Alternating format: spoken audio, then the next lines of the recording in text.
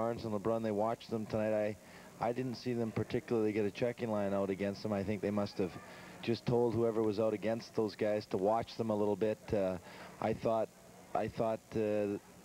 Barnes's line got some very good chances. They missed capitalizing a couple of times, but they did a good job against them. Certainly McNutt's line. Steve McNutt played well, but the line of Spenrath, McNutt, and Delcourt, they certainly, I think, won the hockey game for us tonight. You know, not one line can win it, but I thought they led us to the victory. Every time they were on the ice, we had pressure. They must have spent half the time down below the goal.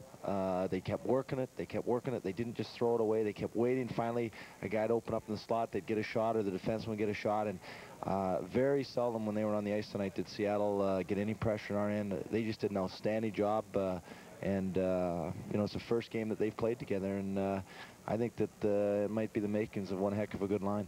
Well, and the addition of Frank Malone certainly was a positive thing as he moved into the line with Barnes and LeBrun. Well, I wouldn't say he played outstanding tonight, and certainly I'm sure he'd agree. It's difficult walking into a new team. You don't know any of the players. Hockey's such a team sport that it takes some time to get, you know, to knit, to get the players to accept them and to him to feel comfortable. I'm sure he felt very uncomfortable, a lot of pressure. Of course, he comes in, he knows that we had to release a pretty popular hockey player in Trent Ketcher. There's a little pressure to perform there. Obviously, a big crowd here tonight, new league, new rink, new everything. I mean, it just takes a while to get comfortable. But even with all that, you could see that he knows what to do with the puck. And the goal that he got, you know, we didn't have a great amount of pressure, one shot. And he had the, you know, he's got the smarts to get to the front of the net and get his stick on the puck, something that good goal scorers can do. They don't need 15 chances to score. They just need a couple, and actually hit a couple other very good chances. So hopefully he can continue to chip in with those timely goals. Got the game winner tonight for us, and what a better way to start. Indeed. John, just a quick look ahead at the Kamloops Blazers. They come in for a pair this weekend. They're sort of an unusual scheduling situation, and the Blazers gave you fits. Well, they're a good hockey team. They've got one very good line, Chizowski, Huber, Needham, and then Brian Shantz, four very good forwards.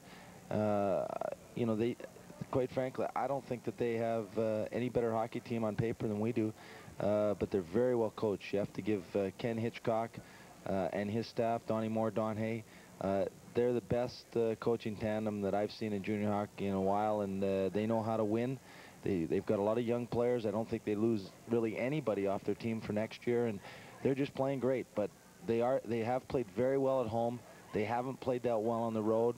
They're a different hockey team in their rink than they are on the road, and I think we're going to surprise them here this weekend if we can continue to work on our forechecking. That first period tonight against Seattle was the best forechecking we've had yet this year. We just worked it to a T. Our defensemen were pinching, and we just had constant pressure. And now what we have to work on is 3 periods like that, and we'll be trying to do that Saturday night against Kamloops.